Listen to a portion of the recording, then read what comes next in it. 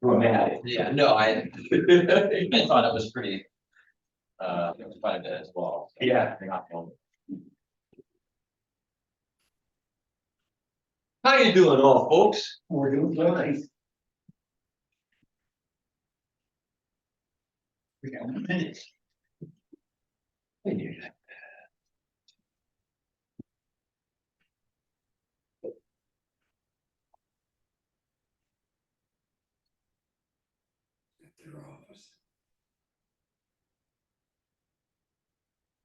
We're expecting one person. And I guess that's Rosemary. Okay. We have a guest right here too. Yes, Karen. Hi, Karen. Morning. So we've got three. Yes, to address. But we'll start in. It's technically a 4. Oh, yes, technically.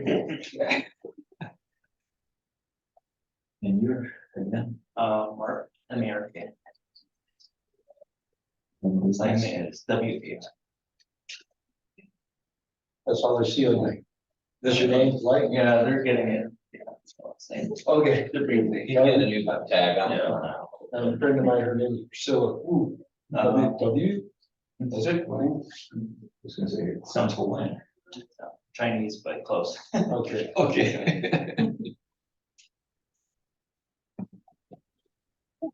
That's from. All righty, why don't we start, yeah? Good morning, everybody, for those on the screen and present here in the Canby Public Works Building. We are the Canby Traffic Safety Commission meeting today, October 11, 2023, and the meeting is starting at 8:30 in the morning. Welcome, everybody. Let's go around the table and introduce everybody. I will start. My name is Bob Canberra. I'm the chairperson for this commission. Council President Tracy Hensley, and I'm the liaison to this commission. Deanna Ballpark, Vice Chairperson. Jackie Jones, Secretary. Clint Colin, traffic safety member. Gary Bryant, traffic safety member. Spencer Pollock, City Canby Public Works. AJ Miller, Canby Police Traffic Unit. Mark Why, please. In the back. Karen Hill, Citizen.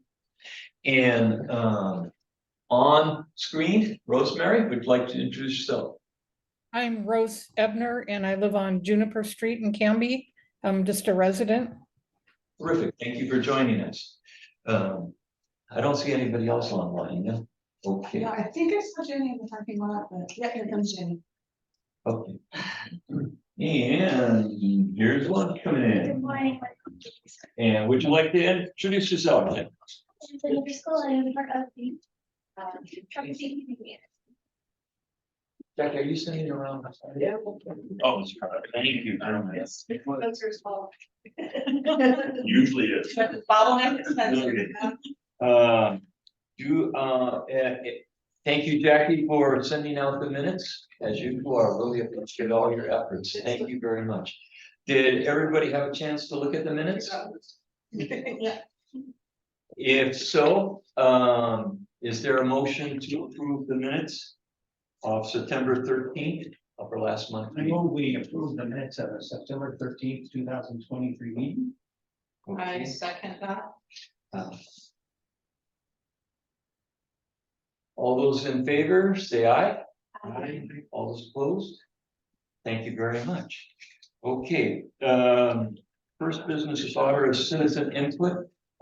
We have 3 to deal with today. In the order, we're gonna start with Rosemary. Let me remind all the people that our basic understanding in our rules, that what we do is when people come to present something to the Traffic Safety Commission, the first month we listen and we can ask them questions to enhance our understanding. Then we don't take action on anything that month. Gives us a chance to analyze and to think about it before we just for a moment deal with things, okay? And then the second month, we will then address the issue. So Dean, Rosemary, this is your first time here. We asked, would you like to tell us why you're here today? I contacted CJ because I'm concerned about the speeding on North Juniper Street between 10th Street and Territorial. It's a straightaway with no bumps. It's a nice wide street. And the cars just zoom, and the more building, when Juniper Place came in and now all the building on Territorial, it's just horrible. And I worry about, there's little kids that ride their bikes and families that walk, and there's a lot of sidewalks, but not completely on the street. And I just feel like I have to speak before, in case something should happen, I don't have to say to myself, I should have spoke up. And I love the speed bumps on North Birch Street, but I know finances are always tight. So I was wondering if a stop sign could be put in like at 14th Street on Juniper, and then that's almost kind of halfway, and maybe that would slow them down. We put up slow down, this is our neighborhood signs, people just break them. And the police have sat on our streets a few times, but of course, nobody speeds when they see a police officer. So anyway, I just felt the need to speak out, and thank you. Thank you very much. Appreciate it. Any questions for Rosemary? I have a question. Could you describe the time of the day that most of the offenses are taking place, or is it throughout the day? It's just throughout the day. There's several people that my husband notices that do it all the time, the same people, but you just never know. You can be outside working and you just hear a zoom, or even in the house sometimes, if the TV or radio is not on, you can just, every now and then you just pick up a speeder, and you're like, whoa. So I can't really say a time, but I do worry too about the kids out there catching the bus in the morning. We have several kids next door and stuff that catch the bus, and I just had to bring it up anyway. We encourage citizens to come forward to express their concerns, okay? We represent you, and so it's important that you have a voice to be able to share your concerns. Any other further? I just have one, maybe Officer Miller, what might you suggest that a citizen do, a concerned citizen, regarding a problem like that in a neighborhood? Is there certain steps that they should? Well, we could start with a radar trailer. If you could, so on the Canby Police website, you can do a radar trailer request. And then when we get that, we can put the radar trailer out. We have a certain amount of requests that we already have that we have to do first, so it might take a little bit, but we can get the radar trailer out there. That way, if people are driving, it'll actually show what speed they're going, and it might give them a reminder to slow down a little bit. So that's the first option. Option number two is we can go out there a little bit more and do focus patrols and try to enforce speed out there a little bit and kind of get an idea of what time of day maybe. Public Works is also a resource. They have a radar unit that they can put out and do a speed study as well. To see when the drivers are actually violating the speed limits. So what, do you know what we're talking about with a radar, the speed trailer that the police have? Yes, I've seen those, and I will go to their website today and put in a request. Bless your heart. Thank you very much for that. That's good citizen energy. And we encourage that. In addition, I've looked at Spencer and he's a good man. Spencer will put up our radar counter on your street level, on your street area, and hopefully we'll run it for about a week to get a frequency of speed. I'm sure you're accurate, but we find sometimes that person's perceptions of speeds aren't always what it is. And so this will help us to get a true statistical kind of look at the problem, okay? One more question. Sorry about last question, I promise.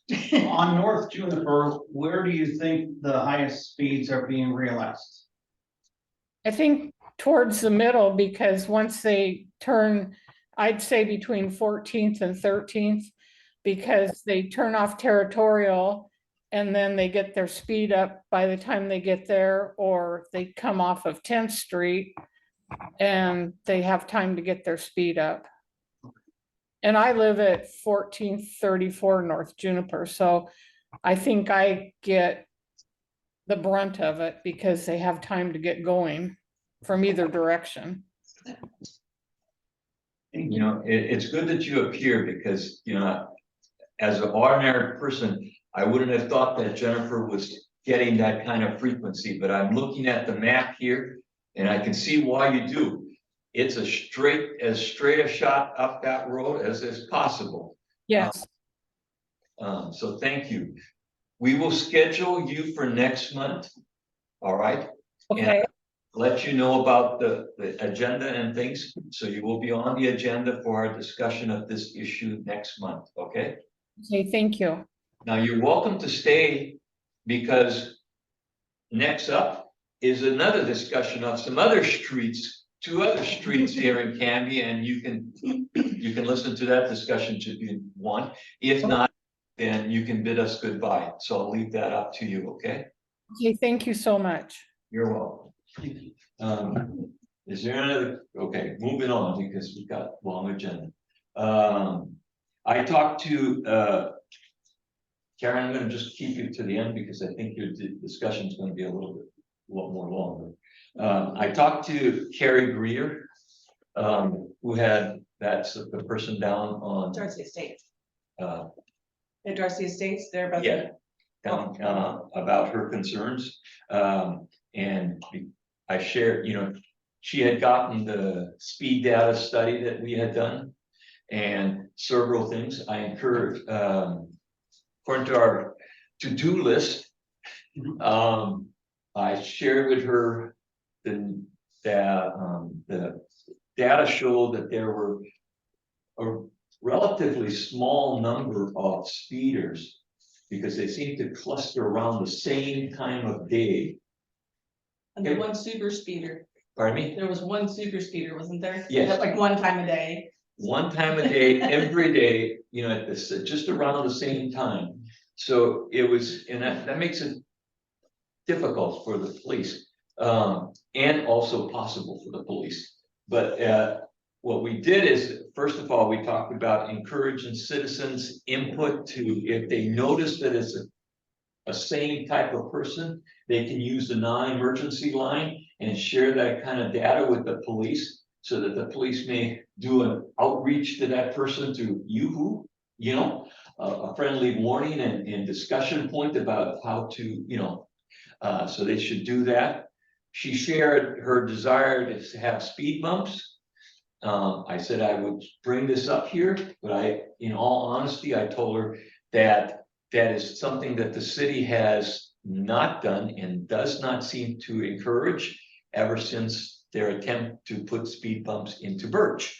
So I said, there's very unlikely that speed bumps will be an answer that the city will embrace. And lastly, I did say that I would talk to Officer Miller, and him and I met, and I shared the data with him. So I think we've tried to express and deal with that as best we could. Like I said, it was a very small, there wasn't a very big frequency of speeders. It was just very sporadic, and it's hard to deal with those kinds of matters. Any other comments? Okay. So, am I right about the speed bump thing? I don't want to. It was a multi-year project and it took petition throughout the entire neighborhood, have the neighbors sign off on it. And it's still controversial to this day, even though it's done, so. Yes. It's very. But it did take care of the problem. a great It deal of did take care of a big part of the problem, it did, but there are some folks that are still unhappy that there's. For the people who are bitter about it, are they speed bumps or speed humps? Like are humps? Okay, they're full on humps, okay. Yeah, they're There's a fairly bit of a mellow. distinction there too, like full on humps, you're really like And kind of this, smacking your car when you're going. Well, the slow, humps are essentially. supposed to actually make them work of a cushion. Yeah. It's not where a speed bump is boom, boom, you know, so Yeah. we didn't want that. Yeah. it is controversial for police and fire too. Because their response time in those streets are, I have to deal with showing up themselves, you know, so it is always an issue that we have to deal with, so. Okay, if there's no other comments, I have one other related question. Sometimes there's like the little plastic things that get put in the ground that kind of make it bumpy. Rumble Or strip. bubble, yeah, like, but I've seen them actually across streets, not just at the linear between the two lanes. Have we ever looked into or talked about that? I'm not sure. I'd have to look at what it is, which one it is you're talking about. I'm not sure Typic- one here okay, it can be. So typically, just as kind of a practice, for safety reasons, you typically don't put any kind of raised or lowered things. Because it's not really safe for bikes and motorcycles. For motorcycles, for bicyclists, or even for some vehicles, kind of a thing. I mean, once you start adding obstacles to the road, It's. I would look, I'd be curious as to what rumble strip products you're looking at that would be going perpendicular to the road. Well, in the rural areas where there's a lot of speeding, they'll have the little grooved out section before the stop sign. Yeah. It'll warn you. Bump, bump, bump. The ground. Like the we stop were, sign. we were. Wake up the truck driver. Yeah. Yeah. but usually not in the middle of the roadway. No, And not in the. and those rumble strips are very loud, and neighbors typically don't like to listen No, that's, to that. Yeah. it's almost worse than the speeder going by. Yes. Moving on to the third person then, Karen Hill came to us last month regarding Southwest 13th Street. And thank you, Spencer. He was able to get the radar device up and provided some information for us.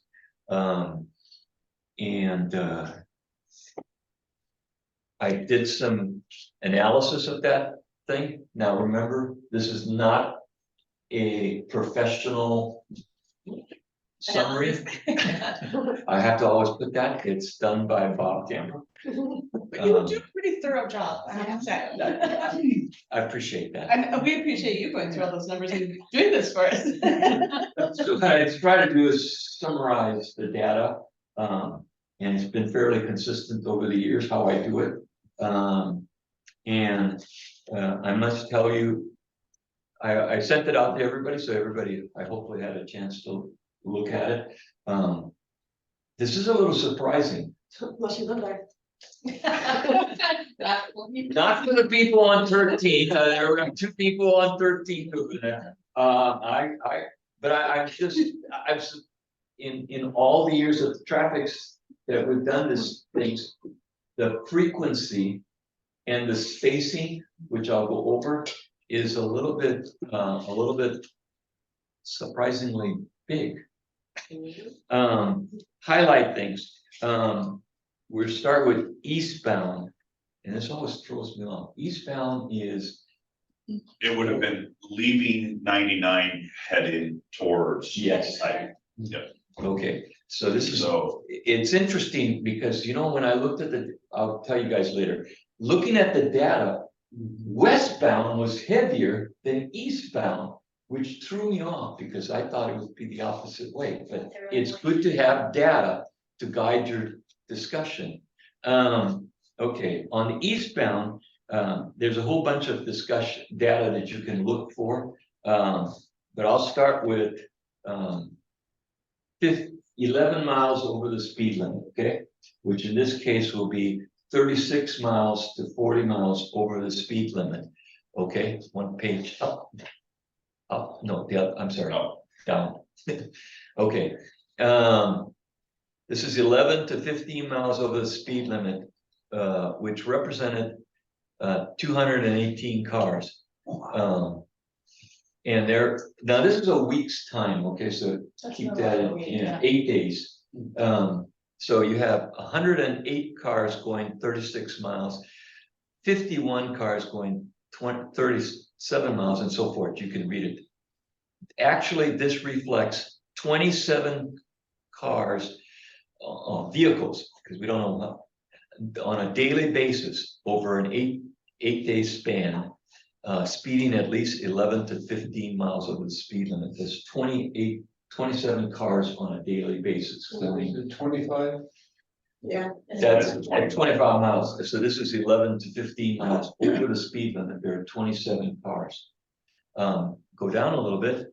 On addition, between 16 to 20 miles, there's actually 2.4 car. That'd be an interesting car. The bicycle going really On a fast. daily basis over an eighth day, going at least 16 miles over the speed limit. Then there's just 4 other vehicles going, and then there's one, I think, okay. So on one side of the street going eastbound, there's just quite a bit of cars speeding. Roughly, if you look at it, there's roughly about close to 30 cars on a daily basis speeding over 11 miles an hour on that area. Westbound, there's a lot more traffic. And if you keep going down, let's go down to the same frequency, 36. Okay. 11 to 15 miles over the speed limit, there were 296 cars. Now that's more cars than the 108. So that's almost double. Almost 1.5 times more cars were speeding going westbound, which is coming from Ivy side going down to 99, which is kind of surprising, but you know. They both had about 19,000 vehicles too, which was like, it's fairly even in terms of how many cars, but they were speeding more. Well, the difference between the two cars, well, there's the daily is just about the same. It's just the speeding is higher, going the opposite way. And so you have, okay, there are 296 cars, so that averaging about 87 cars on a daily basis over the 8 months, going at least 11 miles or more. And 3 vehicles were going at least 15 miles over the speed limit on a daily basis. So, you know, okay, let me finish up then. Cars 16 to 20 miles, there were actually 6 vehicles on a daily basis going at least 16 miles over the speed limit. And there's actually 1 car on a daily basis going at least 21 miles an hour over the speed limit. So when you, and then there's 1 car was just bananas, going 80 miles. But as the officer pointed out, it could have been a motorcycle. When I say vehicle, I don't know what type of thing it is, but it is bizarre how fast that car was going. But taken together, when you look at the frequency of the speeding going either one way or the other, there's almost on an hourly basis, there's 20-30 cars speeding through there. And the other thing before I finish, I'm sorry to keep you guys, bore you with data. If you can go down to page 18, or better yet, go down to 48. On Your report or my report? Your report. Okay, I think you're there already, which page did you want? 48. Oh, yep, Okay. Now, this is a little bit different layout. It goes by the date and the speed, and it then blocks it out, okay? I tried to kind of give you a summary of that, but it got bananas because there's just too many cars for me to write them all out. I've done that with smaller frequencies, but I'd like to just point out something. Usually the clusters are around a particular time, you know, say in the morning and in the evening traffic pattern. But if you look at this, I'm standing on the wrong side. If you look at this, the clusters, this is, okay, we'll start with just 30 to 35. Okay, so that's not the most, that's 5 to 10 miles over the speed limit. Okay, the start is at 4 o'clock in the morning. There's 17 cars, and look at it, they go up to 76 cars, and look at the numbers throughout the day. It stays busy. 41 cars at almost 6 o'clock. I mean, okay. Now we jump to the next category, which is, this is up from 10 miles to 15 miles an hour, okay? Kind of more serious speeding, 10 to 15 miles. It starts, once again, it starts at 4 o'clock in the morning with 5 cars within an hour span. That means almost every 10 minutes you have a speeder. And then it jumps all the way, it starts 9, 10, 10, you know, 10 cars at 7. And then look at the numbers. I mean, they're steady. If you go down, they stay pretty steady, 13. They stay steady till almost, I think it was 6 o'clock. And then there are speeders that even at 11 o'clock. I mean, the breadth of the speeding is so drawn out. That was sorry. I get carried away with this because I mean, and it's on if you look at every day is listed, so I can show you. Maybe we should raise the speed limit. Hey, That's one option. he's kidding, don't get in on it. you forgot you. Yeah. Started to analyze this, okay? This company. I started the first 2 days on each side, and the pattern was so big.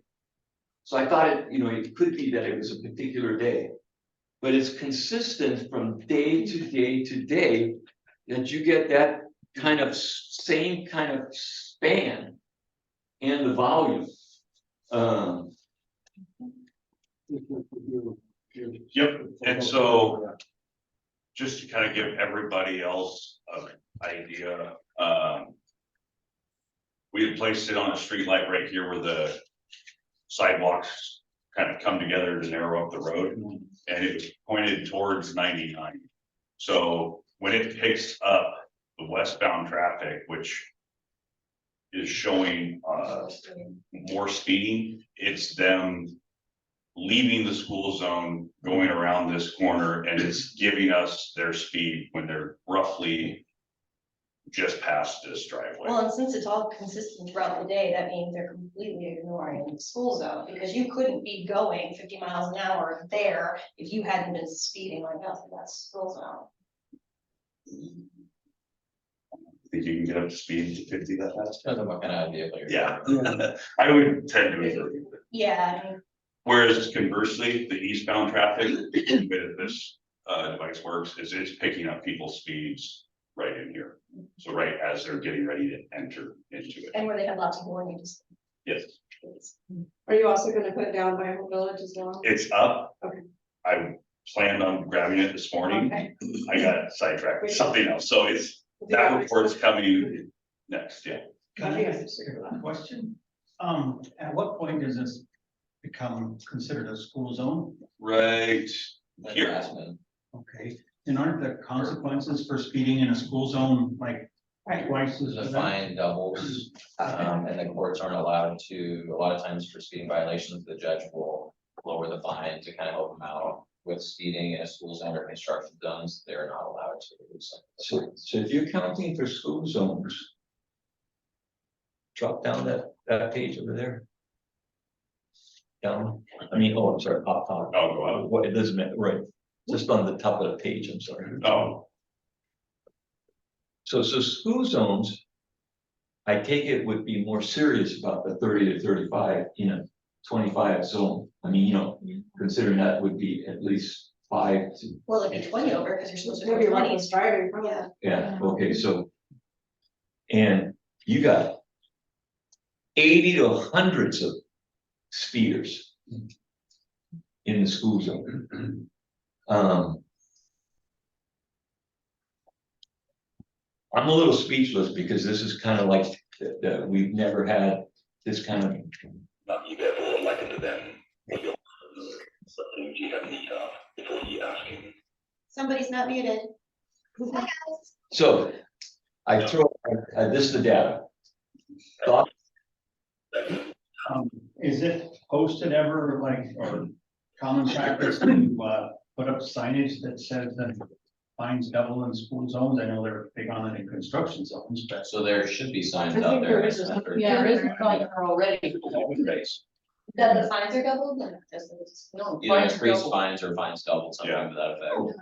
This, remember, this street does have a flashing speed sign. They're not flashing. These ones are not flashing seats. Seven to five. No, I meant, but the blinking, there's a light blinking right around. There's the one The on white blinking. Parkway right past Canby Parks, there's a. There is a radar 25 sign there that flashes. Yeah, but it's not a school zone. No, Yeah. I'm just saying that there is a flashing sign trying to tell people Yes. to slow down. And on 13th Street. Before Right after Elm and. Elm's traffic, there's another flashing light.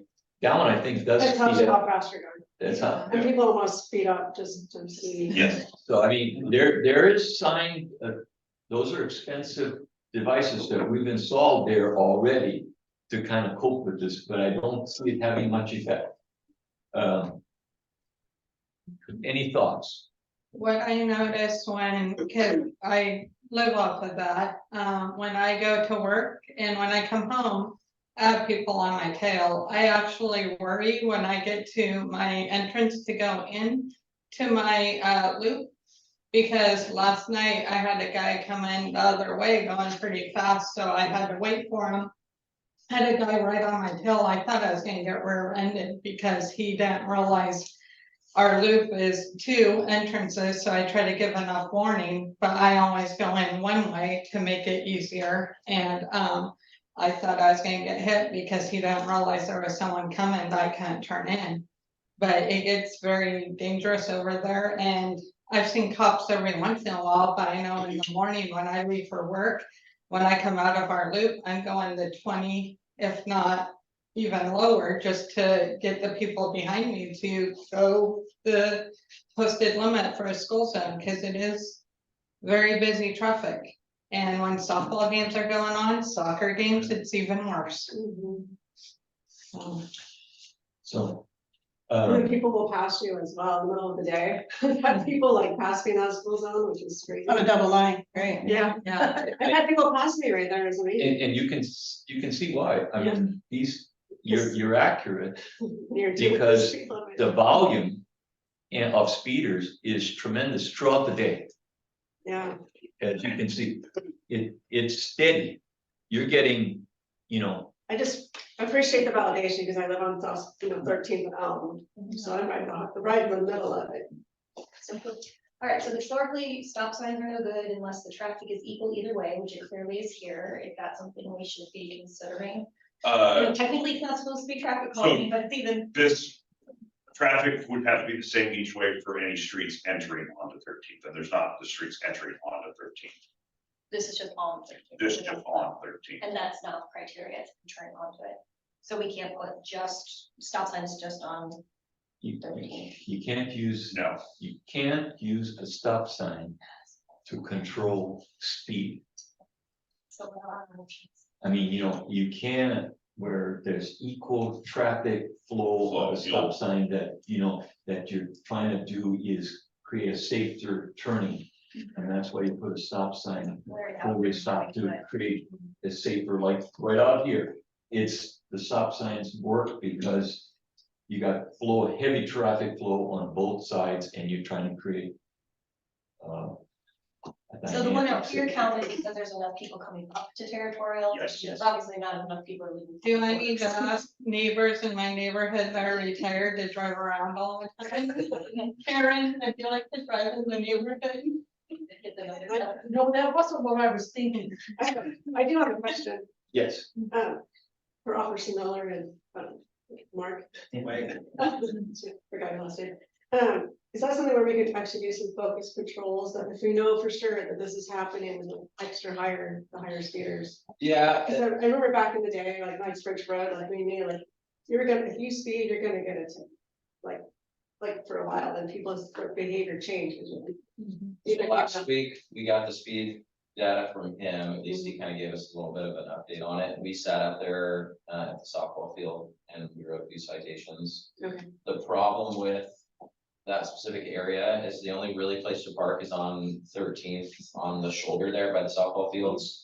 And then they see your marked patrol vehicle there. Can you park up the driveway? Are you in that area? I'm just- I mean, we could, With that hedge, I have a monkey tree on Southwest 13.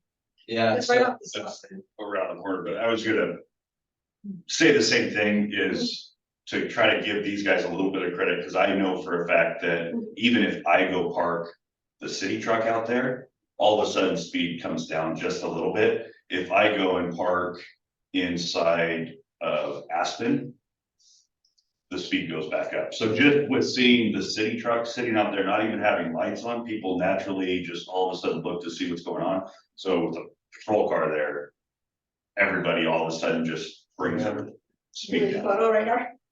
Yeah, well, the other part of it is, I mean, I've asked our administration for unmarked cars for years now, it just doesn't really, they're not really a fan of it. But if you go, Spencer, go down towards, there's the big grassy area, right? If you go towards the community park on the left. I was wondering potentially if there would be a way that Public Works could, because that's city property right there, right? That little. Yes. Yeah. You wanna? Right up next to that red fence, if you could just like, maybe put a little, so I can back Oh, up yeah. and hide behind that red fence. And then that way I can shoot a laser for westbound traffic. Yeah.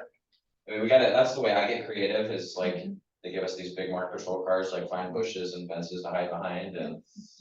Does the Mormon church work too? Cause I've seen before when I was in high school, college, they would always be parked in the Mormon church, and I saw them last weekend in the Mormon church. I think and- that would be more of a way to deter people, because they see somebody parked there first, it's not, you can't really see You down can't 13th enough, and there's a stop sign there, so you're close to the stop sign. Oh, maybe, okay. they may be, if they're there, they may be looking at violating Deterring, the stop sign, moving That to too. the stop sign, so they're focusing on a different issue, I think.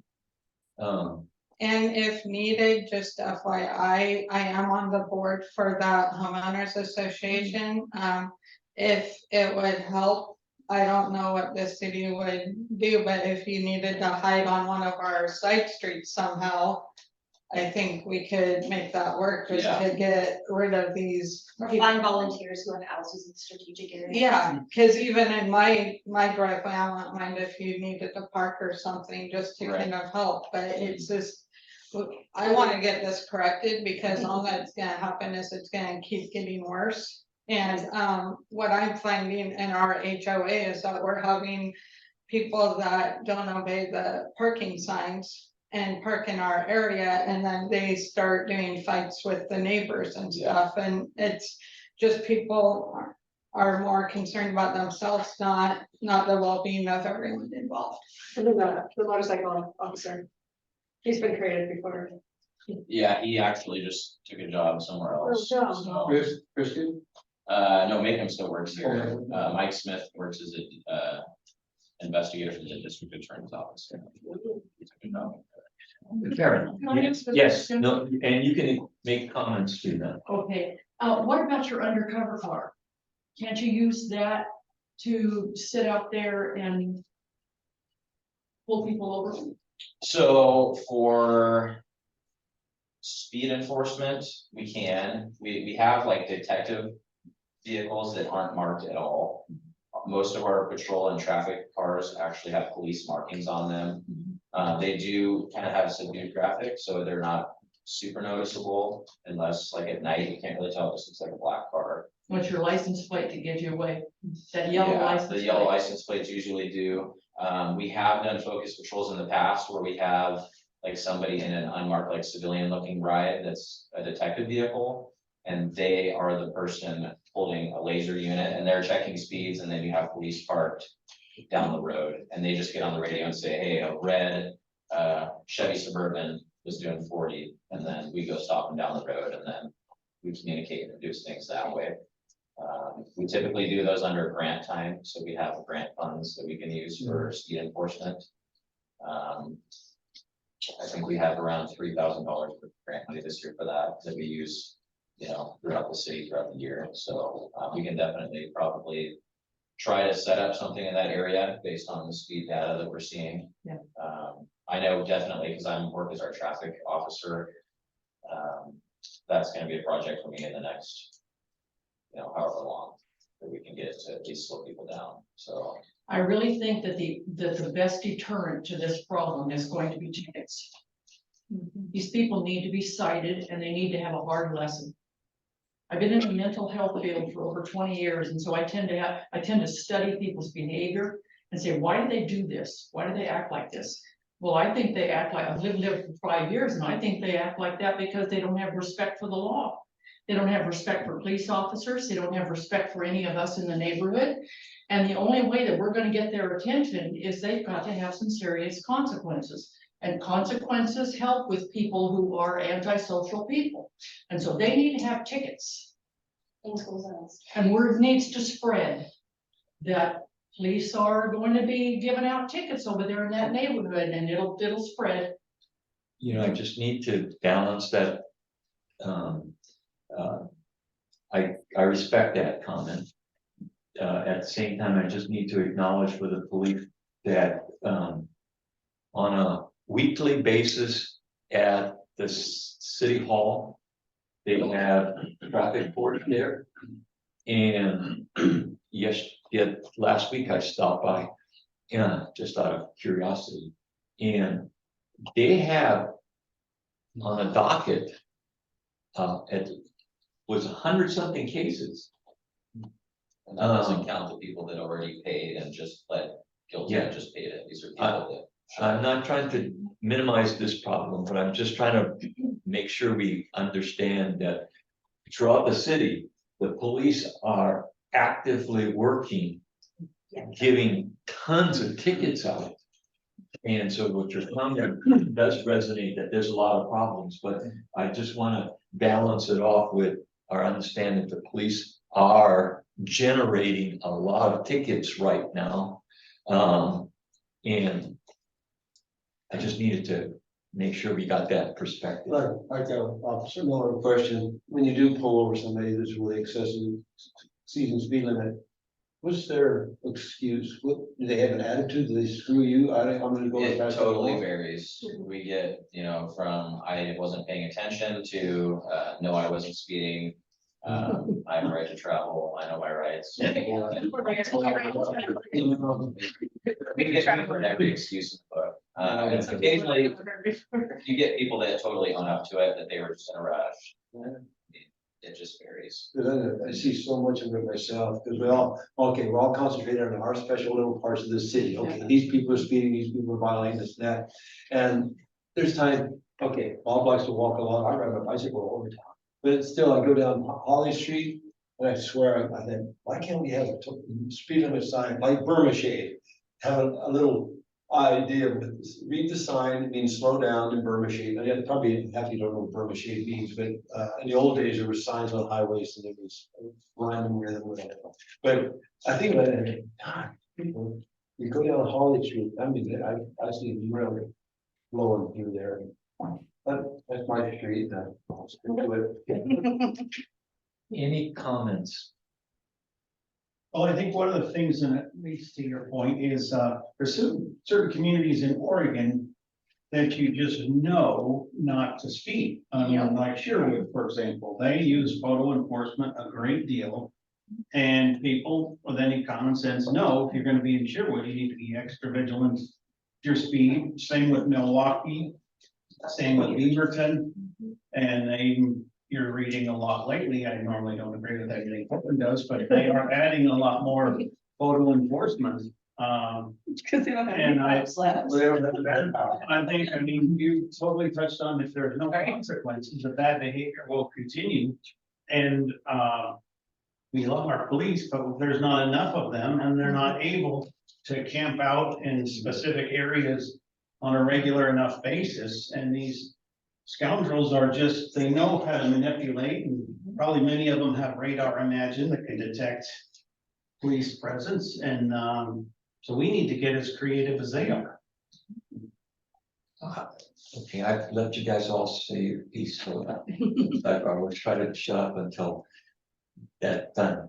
I do think we got two things that I would like to ask us to entertain. One is maybe writing a letter to the city, asking them to do what actually Officer Miller has already said, that, you know, encouraging that the city look at some serious enforcement on this roadway, you know, be it the grant money, but or whatever, that this did be targeted enforcement on this point one. I mean, you know, but we should put that in our letter to the city. And second one, I think this is a very good argument about computer camera enforcement speed zones in the city. We're reaching the point of development and size that it's impossible for an officer to be everywhere. And I'm not asking for the officers to comment, because that's a department decision, you know. So, but I'm speaking as an individual. I think it's time that we. And I think the way that we can sell the community on it, in my opinion, is, I think in most communities, firefighters enjoy a kind of a hero status, and police department, unfortunately, you don't enjoy that. And you should enjoy that. But what I was gonna say is that I think if the citizens saw how much, like some time ago, we did that study on Highway 99, we saw the number of red light runners and speeders on 99. And if you did some of that data and you let the citizens of Canby know, and you ask them, you know, we have a real problem here, are you in favor of pursuing photo enforcement? Then it's not all on the police, you know, making the police really big bad guys, they just want to write tickets. But no, the citizens are the ones that they recognize there's a problem, and we support the police's efforts. And, you know, the city council and the mayor need to know that we're serious. We're not just coming here to drink coffee and say kumbaya, we want to solve problems. Which leads to the third thing I was going to suggest, and that was perfect, because Officer Miller, as a member of this committee, also kind of brought up something that as far as educating the public on a regular basis about issues. And I'm hoping maybe we can talk about that a little later, about having some experts here who use social media and on a regular basis sharing these concerns on social media and showing some data. Not too sure I like my name put out there on social media, but so much, but you know, but I've been with the studies, but at least part of the studies showing how serious this problem is, how distracted driving is a problem, how there are various kinds of things on a regular basis. We using social media to tell people that these are problems that maybe, you know, that's another way to get that out and build some concern. Yeah. So I think that's something we should seriously think about, how we. And I know if we have two people, I'm looking at two people who regularly you do that, so and No, not me, I've never had any, so. but I think Camping Out and Next Door would be good places. I think Next Door you probably get a little bit less. Everybody jumping down each other's throat when you're just like, here's some information we wanted to share. There's What's right? 250 cars speeding every day, you know, on this. Turn off your comments. Yeah. I have to go because I have another Yes, question. thank I you. want to say two things. First of all, I really appreciate the quick response, putting that little box up there. Yes. And I'm so impressed with all of this data collection ability that little box had. I'm very impressed. So I want to thank you, everybody who was responsible for that. Number two, I want to say that there is a large police presence out on my street. I see police cars quite often driving by, and I can always tell when there's a police car coming because people slow down. I go, look, people are driving like they're law-abiding citizens. There's gotta be a cop around here someplace. And by golly, almost every time there's a police officer. And then as soon as the police officer leaves, boom, they go right back to these frequent flyers and then right back to their bad behavior. But I do commend the police. I am a devoted fan of the police and police officers. I love you guys, every one of you. But the police presence isn't enough. There have got to be consequences to these speeders. Well, thank you very much for Yeah, coming, thanks for Karen, and please feel free to always return. Okay. So, Karen.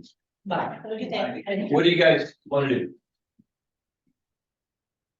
Well, it's a work in progress. I think, you know, just as we have a toolbox that we can implement to try to solve problems, I think we need to help assemble a citizen toolbox. So neighborhoods, I mean, if a neighborhood wants to go in together, is it permissible for them to buy digital speed signs that can go up? And I mean, what can the citizens do to really support their own neighborhood?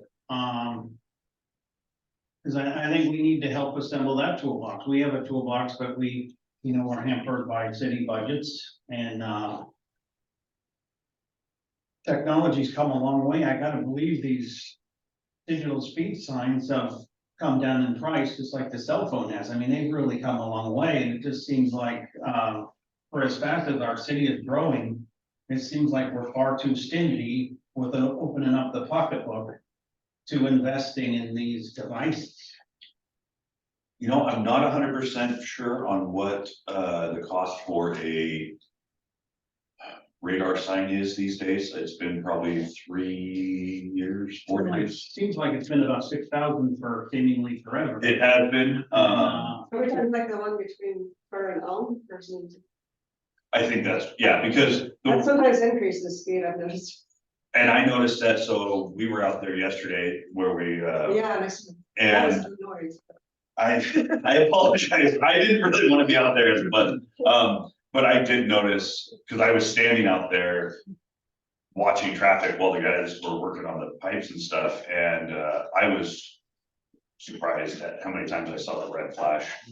And that was with the construction zone.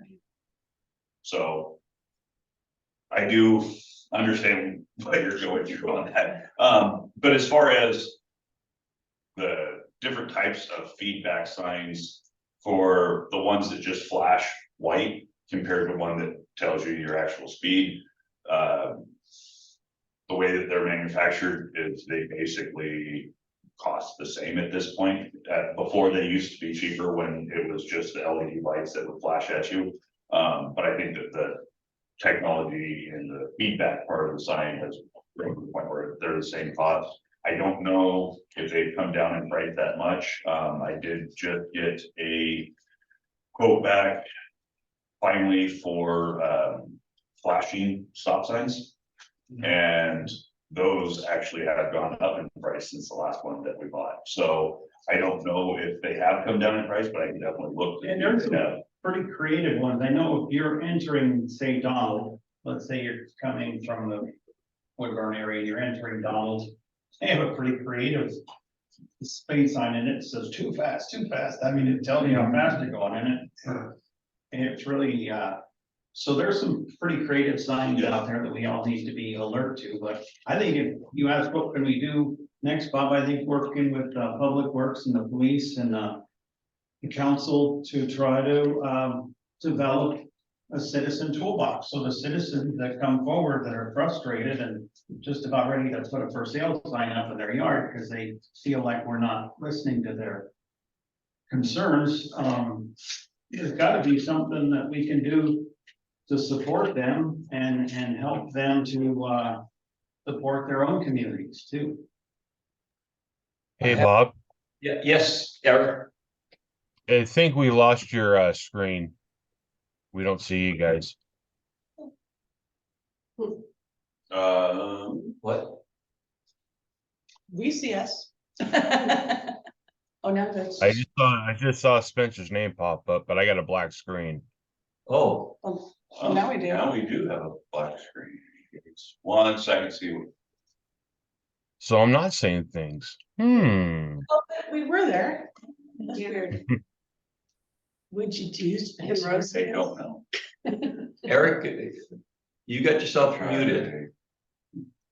Yeah, I'm unlocked. It's just, the video was, Yep, there's the Okay, street view. share my screen. Go back to. Oh, wait, no. Rosemary, you can see Go us? to your dots. I can't now, everything's black. Oh, okay, everything's black. Huh. It's just. Okay. There's a little arrow next to where it says stop video and then. Okay, I'll let Spencer keep working on it. video Well, settings. Yes. Do you have anything yeah, I'm else gonna keep specific? talking because we got tons of things to do here.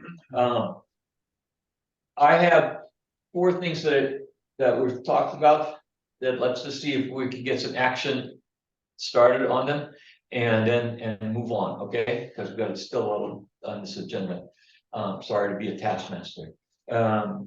One is, we talked about a letter that I can craft if you guys want me to for next month. And probably be later than already, Officer Miller has already taken care of it. But it'd be a letter talking to the city about encouraging that this street be put on a targeted effort designation for enforcement. Does everybody agree to that? Yeah, that sounds reasonable. Okay, I will draft the letter to that, so that next, and I'll send it out so we can approve it next month, okay? We'll talk about social media intervention. And do I have 2 volunteers Yeah. who are willing to do social media? Oh, surprising, oh, Jackie and yeah. How nice of you to Of course, it's volunteer. gonna be a star. Yeah. And maybe you guys can have some discussion with Officer Miller about certain issues. But, and then you can also, by next month, come back and tell us what you're gonna proceed, about how you could selectively show some data from this.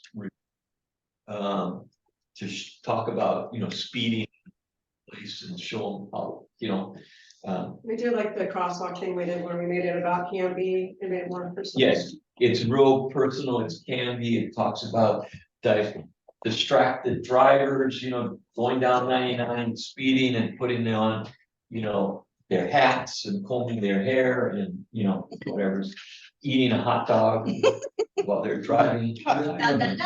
Can we now? Is that what we're talking about? Yes. Or Can we now? Instagram or Instagram, we'll- Yeah. Candy Current, who's the guy that does? Tyler. He's busy with They Facebook. got a couple babies. Yeah, he's got 3 kids and then they decided to add twins. Oh, goodness. My nephew did this, my nephew does. On that, on the agenda for next month, I will put down the issue about citizen toolbox. And so we can start to say, what are the tools listed, and we'll brainstorm and put together a list so that we can actually, such as like the speed device at the police department and things like that, that we would encourage people. And 4 is I'd really like to put on the agenda seriously a discussion about computer enforcement of speed, not the red light. That becomes more contentious. It's also on 99, so I mean, we don't control that. But the actual use of speed cameras within the city limits, which is by state law, my understanding approved. That communities can ask for that. And how this would be an interesting place to use that device. And so, is that okay too? Absolutely. I think North Territorial and 13th and Burke Parkway would be two Yeah. wonderful places to test market that. So I'd like to have a discussion so that what we will be doing is moving that discussion. We've talked about it for years. It's to the point that maybe we have to move forward or not. If the commission does not like that idea, then we should not talk about it further. But if we do like that idea, then we need to And I think, craft a letter to the city and be even willing to go to the city council with a presentation. and I think one idea too that can help is, if I'm not mistaken, Councilor President Inslee, each city councilor is kind of assigned a neighborhood association to them. And so that might be a good way for the councilors to notify their community of, some of the traffic speeding problems and some of our proposed solutions. And that way, people would have less of an opportunity to say, you didn't tell me this was gonna happen. If this is a serious enough issue, then maybe Tracy always represents us well at the Yeah. city council meeting. But we have never taken the point of actually getting on the agenda to present some issues. Yeah, I think we're ready to a point to go to that. To go as a group even to the council with, once we refine our pitch. What do you think? Sure, we could do it one of two ways. I would think you'd probably want more than 3 minutes. Yes. So I would talk to the mayor.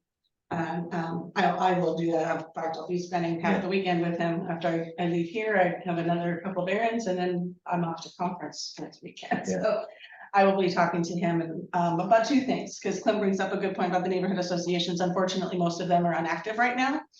And I've talked to him before about a way of getting them activated again might be this comp plan process. So this is just another reason why we need to I'll say resurrect our neighborhood associations. I don't even know if half of them have boards anymore. Jackie, is Southwest doing anything? Do you exist? Just on my Facebook page. But do you have an active board? No, because every time COVID happened. Well, that's true. COVID happened and COVID everything. happened, and then I try to say, hey, does someone want to take this spot? I don't want to be in charge. Nobody wants to step up. So Okay. it's kind of like hard to get people to. There's at Yeah. least somebody, a citizen representing each quadrant now. And then there's the central candidate, which is kind of, maybe Doesn't have an doesn't have association at all. one. And Which has been kind of a pet project of mine for years, trying to get that organized, but now that the Dahlia is here, we have more downtown residents. We might be able to get it. Because, off. yeah, well, just extend each of the quadrants up to 99. Like, it doesn't have to be. There's certain segments that are completely left out. Yeah, Right, well, the south side, like just right behind Kiwanis and stuff, Yeah, those are all the neighborhoods, and yeah, we then, don't have one. and then, right, you're in that neighborhood, and then on the other side of 99, up to about 7th. All those downtown residents, so I think, and they're unique though, I mean, that could even possibly be 2 different separate associations. But at least we should have one central, can't be one. And I would reach out to the Bridging Coasters, because honestly, the south side of 99E is where a good concentration of the Hispanic population is. So having some people from Bridging Cultures, maybe they could help me get a board together from people who'd be interested in participating. And then downtown residency has its own unique issues in cohabitating with business. So it could actually be 2 different associations, but at the very least, I'd like to see one central one, so we have 5 of them for the whole city, but at least everybody's represented. That's been on my brain for many years, and just haven't been able to get it off the ground. And as I started making headway, then Matilda, who kind of had all the information, retired, and then COVID happened, and then, right? So I'm making notes to try to resurrect that conversation and see if we can't get the boards And rebuilt. even temporary representation for people who don't have it would be helpful, because right now, if you're not part of the neighborhood association, if you needed to say, file an appeal with planning, you have to pay for it out of pocket. We had to come up with $2,000 to do that, because we weren't part of a neighborhood association, and that is an unfortunate thing to dump on people just because of a technicality. Yeah, and to my knowledge, neighborhood associations have no financial component anyway, so. They don't But have they the could- money, but the city waives the fee. Oh, I see. Okay. So, so next month we'll have a more discussion of toolboxes, computer, a letter, and social media development plan. You guys can sit down and figure out how you're gonna attack this. Okay, any other thoughts about this? Thank you. This was very well done, and we're moving forward, I believe. We've got some action steps. And Clint, Oh, you're not gonna cover accident data? well, no, I thought one of the things you were gonna talk about was, Or North Line area? Northern Pine area. Oh, sure, yeah. Spencer, can you pull up my deal on the things? Well, you're doing that, Bob, on the accident, can you put me on the agenda next month? Just put me on the agenda You want on the agenda? next month for that accident, or not. Oh, I'm sorry. Do you wanna talk about that? Yeah, no, well, I'm working on it, but I'd like to Okay. put on the agenda, because it gives you a lot more accountability to make sure it gets done. Yes, Because I'm also. Okay, I looking at the got you down. minutes, next month. So I have other things that I'm And doing. on your little map of this. Oh, gotcha. I was gonna say, how, what did you send me? I'm forgetting it. While they're doing that, Eric, do you need to do a presentation about the radar thing this month, or? Negative, sir. With the current activities that just took place with this morning's meeting, it'll be tabled until next month. Okay. All right. Is it okay to go around there? Absolutely. I'm just going down the list here. Let's see here. You're fine. You guys have one of those in the music plan? We find here. Okay. Okay, my notes.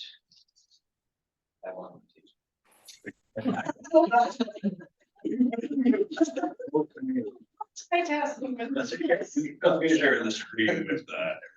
Okay. There we go. Okay, super. Alrighty, here of course is 99, and then you come over where the railroad tracks. My topic I was gonna cover is North Territorial and North Vine Street. So as you come over the railroad tracks, you're kind of heading down a hill. And there's a church over here to the right. And normally that's actually a pretty good place for you guys to camp out if you want to watch for speeders. But that's usually just busy on Saturdays and weekends. And then this is kind of a downhill.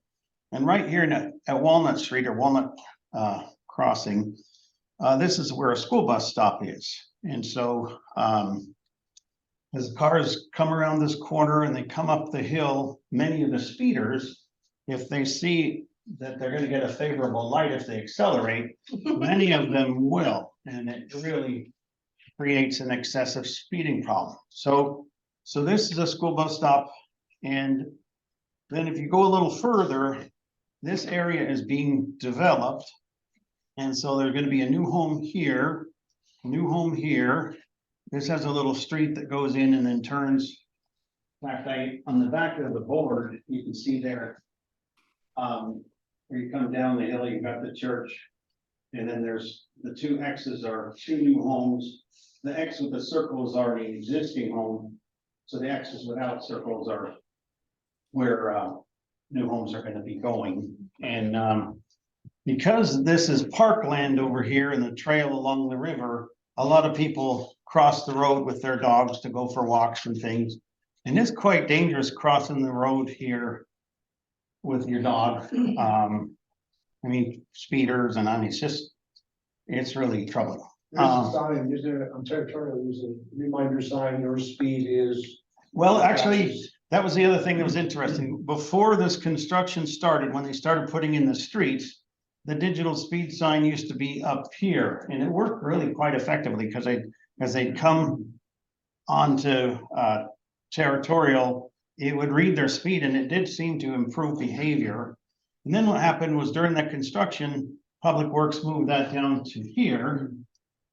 And so that, to me, my suggestion would be to replace that with a stop sign ahead, because the next time you get to North Redwood, you're gonna have to stop, and that's just a reminder. Plus the fact there's really no, I mean, there's a sidewalk on this side, but there's no crossing. And here you've got quite a lot of activity. You've got cars coming and going, a lot of construction going on. And this zone seems to be where a lot of speeding takes place. So, let's see. So some of the problems: excessive speeding, dangerous to cross the road on foot, dangerous to turn on and off the Territorial, increased activity in the area, new construction taking place, school bus stop, church entrance, exit to North Walnut, pedestrian crossings, people turning in and out of Vine Street. So some of the recommended solutions was considering a crosswalk here, because it does have sidewalks now on this side, and that would be help the pedestrians. And another suggestion would be to move the digital sign back up where it was to help us there before the construction began. And then I think around town, I think ultimately moving to replace those flashing signs with digital signs, just because I think they're far more effective. And then just a kind of a humorous suggestion I was going to make was if you considered lowering the speed from this point to 99 from 30 to 25, maybe then they would go 30. So Where do you want to lower the speed? well, there's 30 all the way along, but Bob has the numbers. I mean, we've pretty. The numbers last time we did a study on North Vine area. Cars going 41 to 45, which is 11 miles to 40 mile, 45 mile, 15 mile over the speed limit, there was 266 cars over this period of time. This actually reflects 61 cars on a daily basis over a 10-day period going at least 11 miles over the speed limit. There was another 7 vehicles on a daily basis going 16 miles over the speed limit. And there was one car was going 21 miles over the speed limit. That's on one way outgoing. And on ingoing, there's a whole bunch of more cars. Thanks so much for letting me share that. So, I mean, this is I think Clint, we've talked about it. Clint has indicated, and he's accurate according to data. There's a lot of speeding going up on this roadway. And it's a work in progress. I realize we're not going to solve it right now. I just wanted to. Well, we talked about it a little bit last time, if it would make sense to put a crosswalk there. And we were gonna kind of take a look at it and see what the feedback was, because you were worried that people would disregard it and feel safe crossing in a crosswalk that. I am really concerned. I mean, I think if you were to go out there and you see that it is ADA friendly to the new side, I think it would make pedestrian. I was gonna say that. The hill, because it kind of does decline for traffic going eastbound. They have to kind of come up the hill, and if they're behind constructed, so that would be the concern. Okay. I'm just a little, they deserve a crosswalk. I don't doubt that. I'm just a little concerned about we haven't handled the speed of The cars other thing- going and the volume going. The other thing I was Step out there and you're gonna be a target. is I would like to move the digital speed sign where it is now up to where it was. And then even as a neighborhood, if permissible, I would volunteer to buy for a new topper on the other side with the digital speed sign. And give it to you. Yeah, I I suppose so, okay. Yeah, What's the difficulty and the problem in moving the sign from down by the turn back up. Was it volunteers? Well, for a while, we were using all of the feedback signs, moving them around, and the manufacturer said that No. you're going to destroy them very quickly and we will not warranty them. But that was when we were moving that sign, I think, on a couple of weekly basis. Yeah. Whereas this is just relocating it back up. I think that one would just be, trying to remember how we put it down there. And I maybe, don't remember, I don't think I put that one on. and maybe it wouldn't be eligible quite yet because they are gonna be building new homes there and you wouldn't wanna put it in and have to take it back out and shift it around. Actually, it's better before the homes are there. Okay, So they know the plan for it. Yeah, it's worth to try to put a sign up after somebody. well, maybe I could meet with Spencer out there and get his take and then we can report back. Would that be? Well, is there a motion, and if there's no objection from Public Works, is there a motion on the floor to say to move the sign up? I move that we move the sign back up if it gets the blessing of Public Works. Closer to territorial. Oh, back up in the neighborhood where it was. And It's right About around, where the sales sign is. Yeah. right Yeah. around Vine Street, or between Vine and, what is the other one? Walnut. Walnut. I second that motion. Okay, moved and second. All those in favor, say aye. Aye. Opposed? Thank you Okay, so much. all right. Thank you, and. I think that plus the sidewalk after it would be a nice combination, Oh, the crosswalk. potentially. Yeah, you're concerned about people who are heading eastbound, so they're coming down toward, the opposite direction of the car Yes, picture. Yeah, so. And that's where there's the hill. So if you put a crosswalk right here, if you're coming up that hill. Yeah, You're not going to see them. Is there ADA on the other side of No. Vine? No, because it's not sidewalk friendly on Gotcha. that side.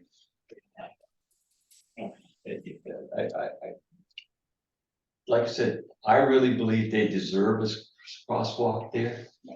I just don't want us to, Also secure. I understand. I couldn't live, well, I could, but I wouldn't want to read the story about somebody getting. And are you allowed to put in crosswalks I on mean, the street? that's already, Mid-block crossing. that is a crosswalk You can't put it already. in the I mean, mid-block. technically speaking, It would take. The intersection, that yeah. that is an intersection of crosswalk. I mean, you And know, then but people don't always What was that? be nice about it. for a mid-block crossing, there is an ADA.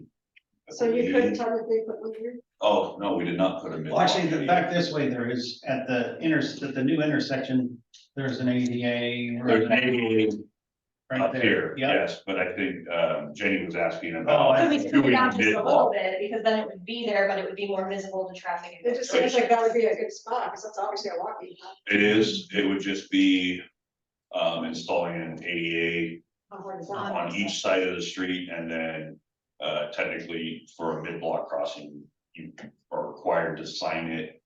Whereas otherwise, every intersection is considered a So we crosswalk, could- so Oh, an ADA right now is anywhere from $7,000 to $16,000. wow. Well, because it's for safety. It's good, that's for one. It's called ADA. Because we can use electronic sign that'll last for like decades, $6,000, but it's gonna cost 3 times that to.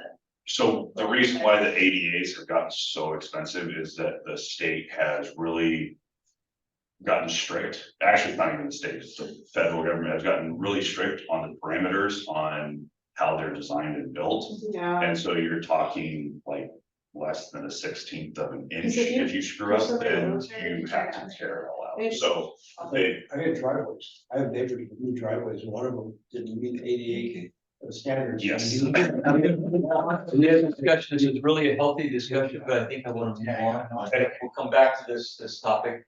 I'm gonna jump over Elm Street and come back. Officer Miller, I had made some good, when we were having a good discussion, he had some thoughts that I want to honor his, before he disappears. Get called out on another Chris. So on the new business, I had some points there, didn't label it Officer Miller in the agenda because I wanted to respect him. So you want to talk about those two, you had three issues, I remember two of them, you might, I I can, can if read I them. don't point out the other one, one of them I know is the truck route sign on South Ivy. For northbound traffic.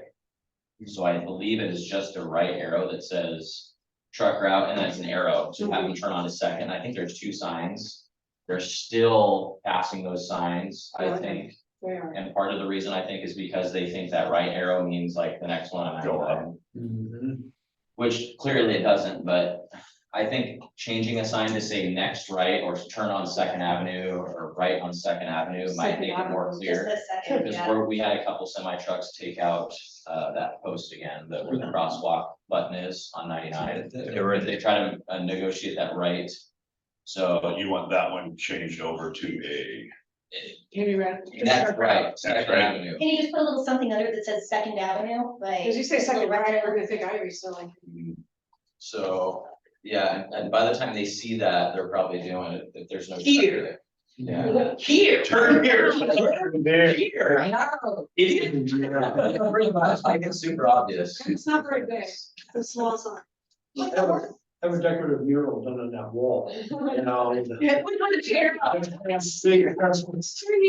Comments, I wanna have a picture of it, so when I go into court and have to testify to a semi truck Yeah. driver that violated it, I wanna be able to say for sure, hey, look, it literally says turn right here. Mhm. And that makes it super clear, cause like I said, I think at least 2 or 3 times that light post has been hit by a semi trailer and it's severely damaged a couple trailers. The same thing out at Arnold Road and Knightsbridge. And I The think- county, we've been talking about the county re-signing that because. Well, we trucks have- keep- That's on the agenda. Yeah, we're gonna talk about that. So for that one, it would say turn right here, and the previous one would say next right, and then Okay. truck route. Yeah. Can that power Whatever. pole potentially get moved when they're doing work on 99, so it's not right at the corner with those big trucks turning? 'Cause that seems, if you look to the left, right there at Second, that pole is fairly close to where they're no, the one that actually has the truck sign right in front of it. We go were you back. talking back? Yes, so Oh, this no, one? rather, yeah, That's where. it does seem like it's kind of close, but I've never driven a big monster truck, so I'm just not. I, assuming that that pole is going to be relocated when the county goes through and does I their think sidewalk. they're everything. I don't think that they are. They had a snafu with getting wire It's got like a pushed out. couple years down the another- road. Yeah, wire It's got only pushed maybe a out. couple years down the road. Okay. I know new signs cost money, but considering how much damage this problem has caused so far, I think it's well worth us. Should we, is there a motion to endorse this concept? I motion that we put up a new truck sign that says turn right here. What's that one say? You know, or whatever, Yeah, I would. police, Should be necessary. whatever is worded sign would meet the police expectation. I'll second Jackie's motion to put up the new truck sign compliant with police officer Miller's recommendation. Okay, discussion, Seconded. Or, you seconded it. and all in favor, say aye. Aye. Bless you guys' heart, thank you. Do we need to add something to that other sign right there that's in front of the blue house? That's the one I was. That's telling the one. you. That's the Yeah, one. Yeah, just just say say next right, and then the one- other one can have an arrow right where that street Right, is, so it's so they two know it's signs the that we're next asking. street over. So it's two signs we're asking about, right? Okay, second concern, Officer Miller? This one was kind of a minor one on Northeast Third, Spencer, we had some parking complaints, there's some old parking stalls. I think it's in the 300 block, right across from those businesses like, there's a mechanic shop there and stuff.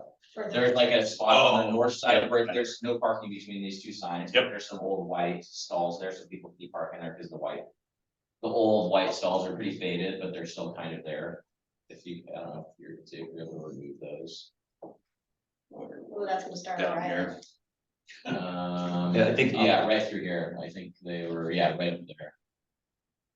Is it there or up further? In Isn't front of, there in front of the building? So it's right there, no parking, there's one, no parking. There's semis that park in there. They back into that property, but they're doing their business in the little industrial park. I mean, I've seen these 53. See right up in front of the building, try to go back up. So I think it's Spencer's right on it here, Oh, or right maybe, there. maybe this is an old picture, but there's some old, It says Joel's.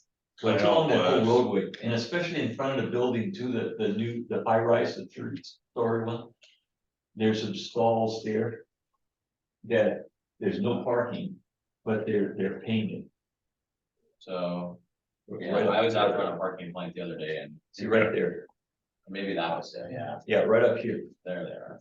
These ones right here. Yeah, because I think they're, yeah, because the businesses on the left side of the screen, they're having trouble when people park there. Yep, okay, so So there's your sign, there's there's signs, but then there's stalls. still a stall. that people are It's like, I'm confused. Gotcha. Yeah, yeah, So the I sign did is write up a facing the ticket street. because the stalls were there and I just left a note on I it. think They just you want to painted grind right out that white or just paint tar over it. And Oh, that is my. Okay, I will look into figuring out how The to, trucks are having a hard time getting out. yes. People are parked there, so. Okay, is there a motion to try to encourage Public Works to eliminate those whites? So it says no parking just to benefit the business. It's, I don't know why they're there. I do know that it does help them get trucks in and out of the business if there's no cars parked. So can we paint it yellow as well? To cover our standards. Well, I'm kind of curious, like, If there's a no parking sign, it doesn't matter why. Why a no parking sign? So you recommend Somebody's they go got a away? no parking sign. You recommend they go away? Those, The stalls? yeah, so. Go ahead.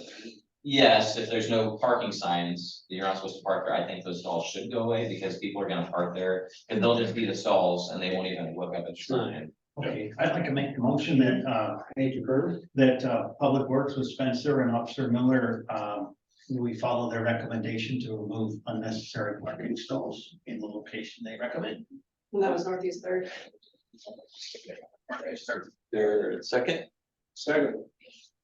discussion? I don't like the idea of taking away residential parking in a high-rise area, because there's probably not alternative parking. All of those buildings have one stall per one bedroom, two per two bedroom, two per 3 or 4 or 5 bedroom. It's not a lot of space there, I mean. There's no parking signs But sometimes already we have, there. sometimes the signs were there first. I don't know how long ago the. No parking is actually across from Dean's old building. So- Those two there don't say no parking.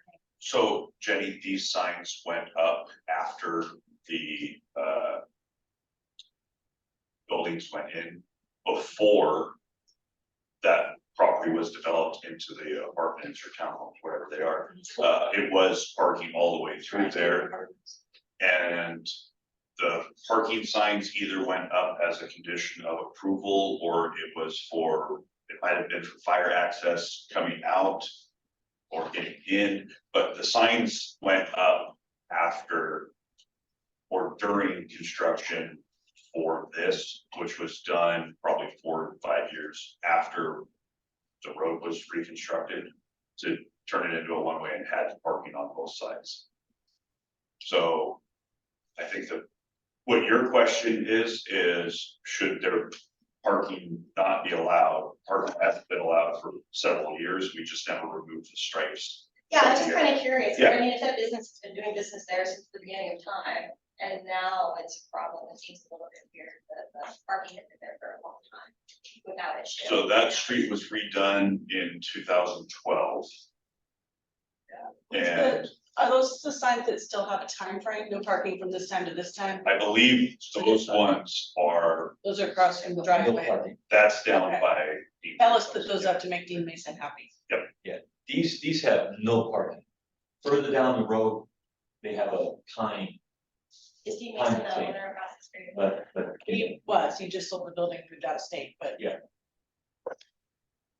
Any other discussion? If not, all those in favor, I, opposed, And abstain, no, she was a one no. abstain, oh, nay. No, she's a no. Nay, one nay, motion passes.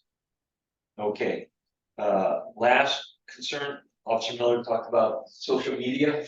We should, put some effort resurrect our efforts, because we did have a lot of effort, resurrect an effort to kind of educate the public on different, and have a steady flow of I that. agree, absolutely.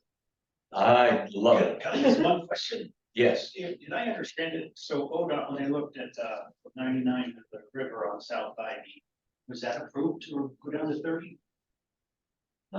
So are you talking about between like where Hope Village is on between 13th and the 30th? yeah, that's still with the county. I haven't heard back yet. They have, that's still with the county. Oh, okay, But thank we you. did write a letter to, Yeah, okay, good job. Thank you. Sorry.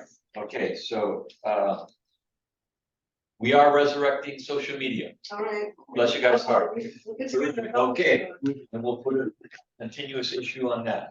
I've been wanting to do that for a long time. Canby police, staff reports, Canby police. Yeah, I'll make it quick since we're running a little late. Yeah. Citations, 244, a lot of cell phones, a lot of speeding. DUI arrest, we had 8, which is actually relatively low. 10 traffic crimes, reckless driving, didn't run on DUI. Not too many traffic crashes. The report pretty much says crashes at Fred Meyer, didn't run. That's what I've seen so far. I took a minor one at Northeast Fourth and Pine. I think it was just a failed yield, the stop sign there, the flashing sign there. I don't know about these other ones. The pedestrian one, I don't know if you guys probably heard that. The male ended up, he's deceased now from the crash that happened at 99 Juniper. He was trying to cross the street, kind of at a diagonal angle, and was hit by a vehicle traveling westbound or southbound 99. He spent several days in the hospital before he passed away.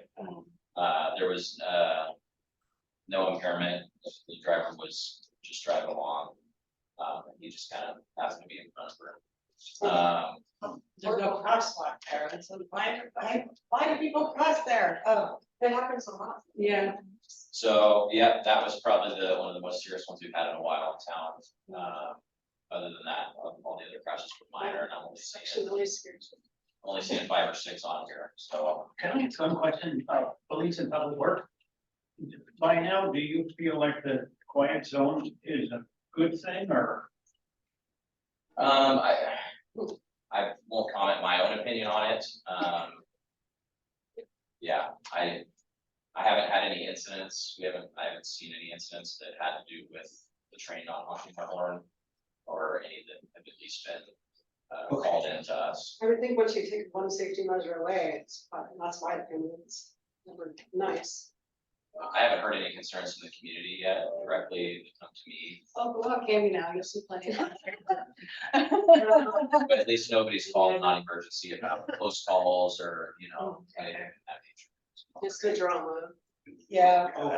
I don't know if I would have, True. Your lack of opinion speaks volumes, so understand. By not stating your opinion, I think we don't. Okay, any other comments? Thank you, officer. Appreciate your diligence and Yeah. yours and everything. Planning? Brianna, are you still there? I am. Good morning, everyone. Bless your heart. Thank you very much. Of course. So the BR Library is still on the Planning Commission agenda for the 23rd. It is possible that will be moved, but the best place to find out about it moving will be that Planning Commission hearing anyway. So, if you want to tune in via Zoom just to see whether it will be continued or actually discussed, you can do that on the 23rd. Otherwise, we have a second community summit for the comp plan on November 14th, 6 p.m. at the police station. The first one went really well.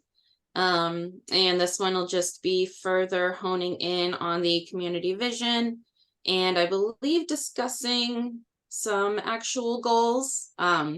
It's kind of a natural progression from the first one. So you're just delving in more deeply into the same material. And that's all my updates. I'm happy to answer questions. Thank you. How's it going?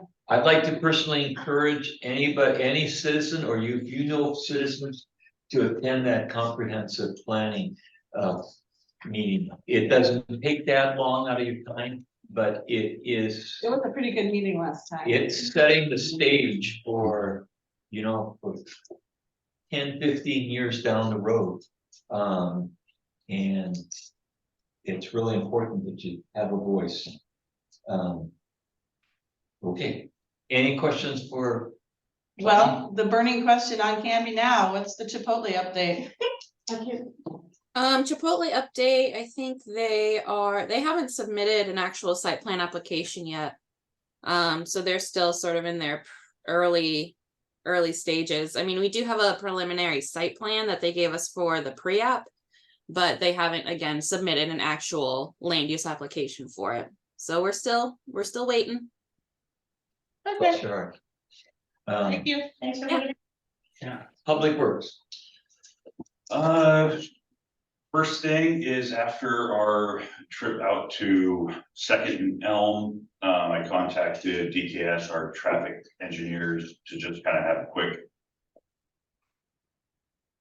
discussion on what are gonna be the hurdles, what's needing to be done out there, or if they had any recent traffic studies for that intersection or area. He did not have anything for probably a 3-block area right there. He said that just kind of for in the areas around there, that he would be surprised if we did do a traffic study that a 4-way stop would be warranted, which is kind of what my initial thought was as well, that Second Avenue does not have as much traffic as Elm.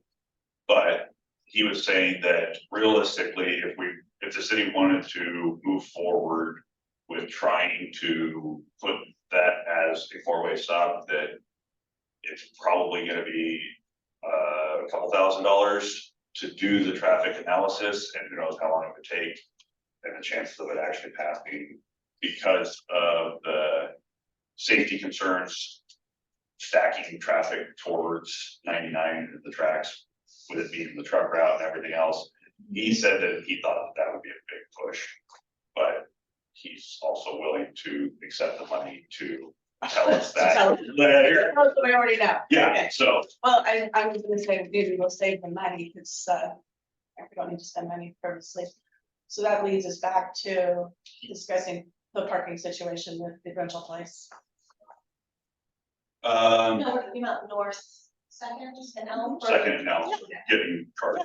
Oh, So the that was rental just place, I'm sorry. that was just Not me, my- home equipment place covering. a quick update for where I went with that. I don't know if you wanted to go into that full discussion right now. Right now. Okay.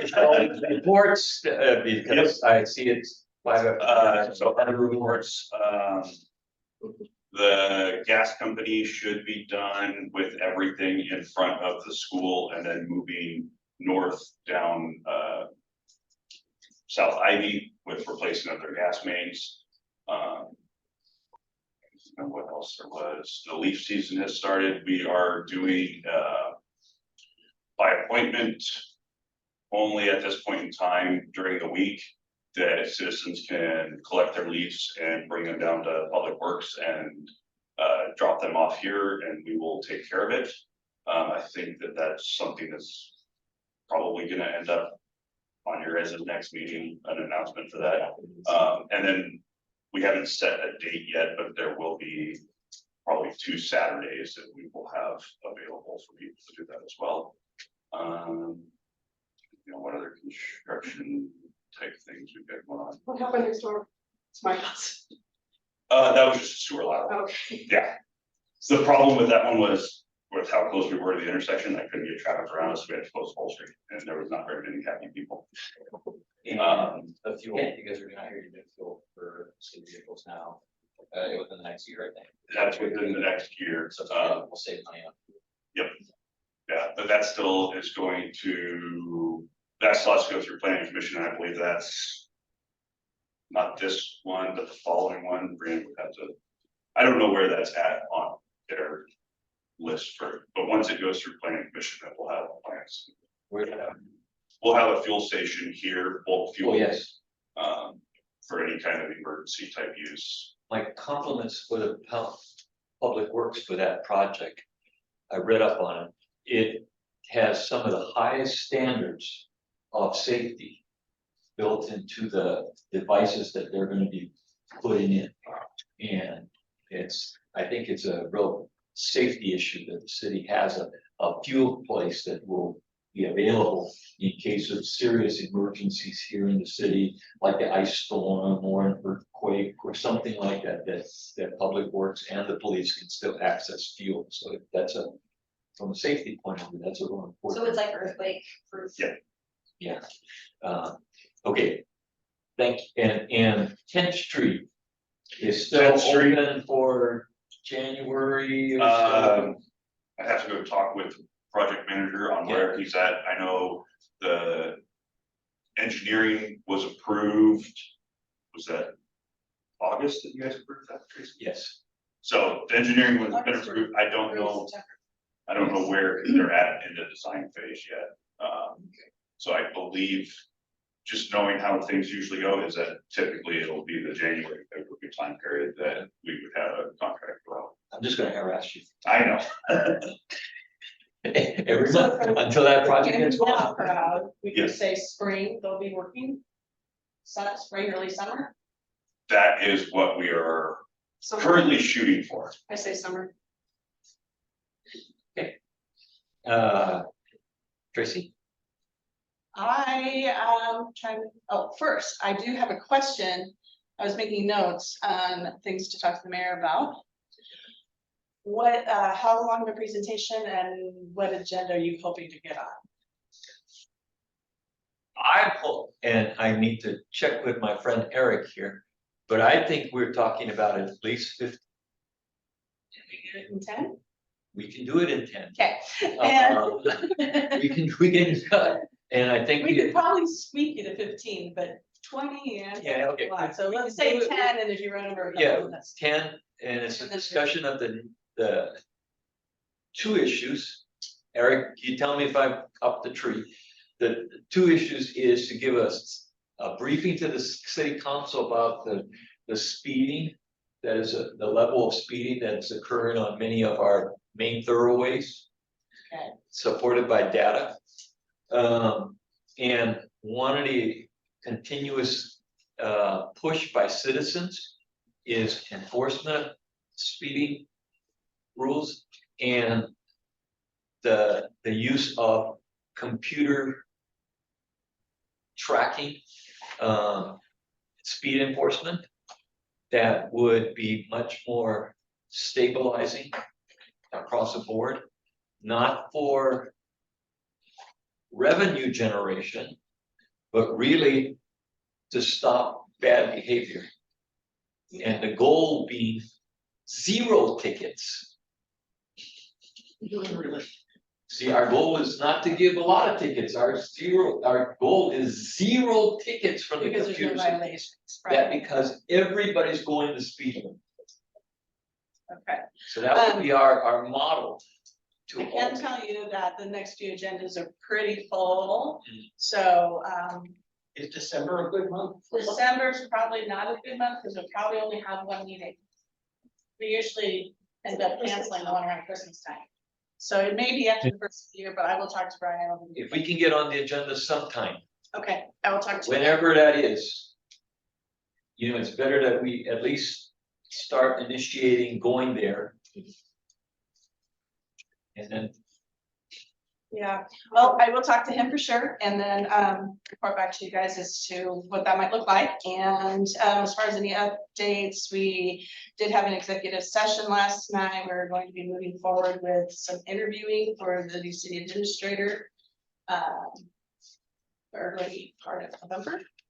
We went over some candidates last night. That's all I can talk about last night, but we did set a date for interviews. So, as Councilor Stern said last night, we're gonna get a new city administrator for Christmas. So, that was funny. They're like, oh, thanks, Santa. So that is, I think, really all I have is an update unless someone has a question for me. Are you able to say, I think her name's Elaine, expressed an interest in continuing our interim? Our interim Eileen. I'm not at liberty to divulge the list as yet. That's her. Okay. thank you very much. Going down the list of board members, Deanne? I was approached by someone in a business on Ivy Street.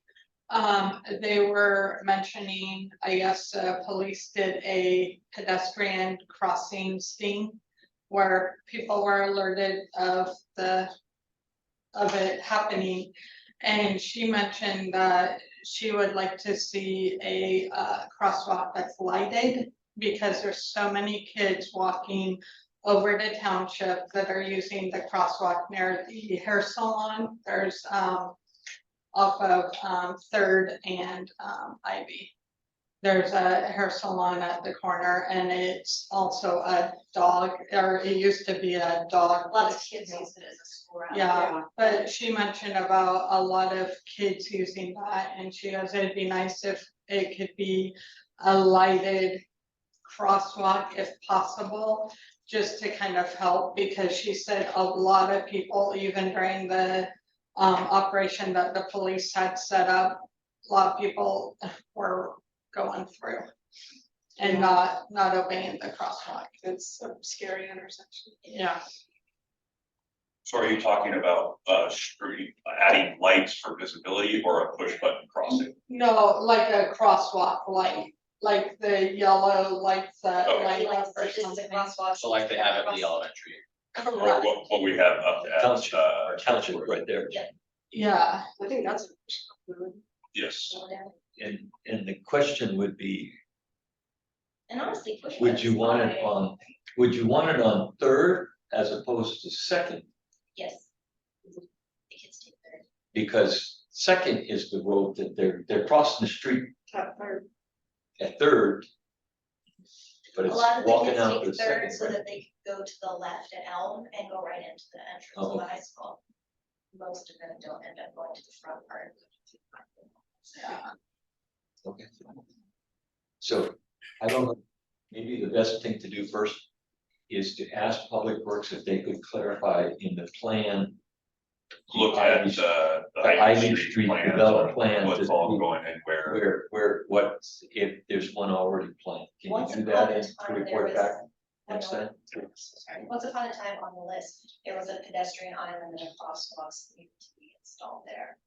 Now, how old and outdated that is, and if it has anything to do with more forthcoming improvements, I have no idea. I don't think it was funded. It's just been on the plan list for like the last. We'll try to revisit that. Yeah, no, that'd be nice. And then the other thing, I do like the idea of the computer generated items, because coming here, someone ran a red light at the Fred Meyer intersection. And the other day I was there about 2 weeks ago and I was kind of shocked. But a motorcycle just kind of started turning. I'm like, that's a red light. What are you doing? Going to the left on a red light? So just a bad area. Gary? Well, I've been out of the loop for a month, so, not much, I'm just playing catch up here. Things seem to be rolling along. And Chris, Clint? Yeah, I was just gonna, couple things I just wanted to bring your attention to that I noticed. In Willamette, so if you take the 10th Street exit off I-205, go under the freeway, come up to Willamette Falls Drive. They've installed a mini roundabout, so when you're out and about, I thought that might be worth checking out. Oh, yeah, And it's a fun. of course, as you go over the old Oregon City Bridge, under the Westland side, there's a new big roundabout, and then of course there's one in Mulholland near the Tractor Supply, so, roundabouts are coming to a neighborhood near you. Oh, yeah, check something here, sure. That's been 3 weeks early, and let me tell you, toll plazas, roundabouts are a nightmare. You have no idea what it's like, roundabout, especially if you have a GPS, take the second exit off the roundabout, take the third exit off the roundabout. Is that the first exit that I just went by? Roundabouts are not a They're not fun. popular item in my Well, life. They're out there. Well, They are out there. I understand from traveling in Europe, Oh, but, at the same time, the Europeans who got used to roundabouts don't seem to have any problem. They just glide through them like. and speeding, Hey, speed limits there. I've been to Italy, it's very frightening to Oh, go to Italy, It's scary. 85 miles an hour everywhere. That's in town. Yes. Okay, It's scary. Well, I was curious, we had talked about, if we could put in a crosswalk on 13th between the, shopping center with the Ace Hardware and the shopping center with Dutch Brothers. And we couldn't put a crosswalk where we would want to because it wasn't far enough away from the intersection. I believe the distance was 150 feet. I was wondering if we could, just for giggles, make a little mark on the sidewalk on either side of where that minimum distance away from the light is. Because if it's just a little bit after the car driveways to get in and out, like let's say it's another 50 feet down the road, that's not that far, and then we can have something that we're pointing out that's visible, that we're like, hey, kids, cross here. Well, all of them do it, certainly not, but it is something that it would be there, and it's something that could potentially be reinforced with them, maybe if you guys are ever bored, which I don't think you'll ever be, but just to say, hey, guys, cross here. I want more.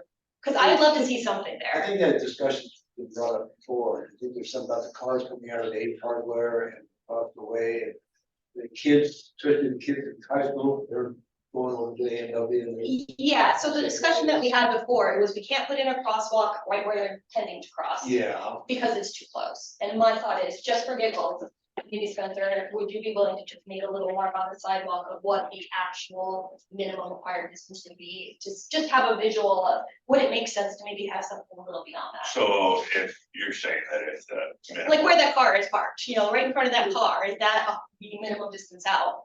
Would it be worth having a discussion about putting something a little further down? I have to go, so if there's anything important, somebody needs to make a note, you gotta go to work. Take care. I will look into it. And It might be a non-starter, it was just a thought that I had, that maybe it was worth looking at what that looked like, what that actually was. yeah, I will. And it's not just kids crossing there. Last night going home, there were adult guys that they park in the Safeway parking lot and were walking Yeah. over, so. Almost everybody I know that goes to any business in that area, they all say that they park in the Safeway parking lot and then walk across the street. That's because they don't mark the fact that there's lots of parking out beyond there. I didn't know about it myself. Forever. there's no parking in that, they should, technically, they should be walking down to 99 Yes. and crossing the street there and But coming they're not back. gonna do that, they're not gonna. No. We're talking about teenagers. And we've done Anyway, that. We've it was done just that. a thought. Okay. I'd be curious to see. All right, That's all. Jackie, she's real silent right about now.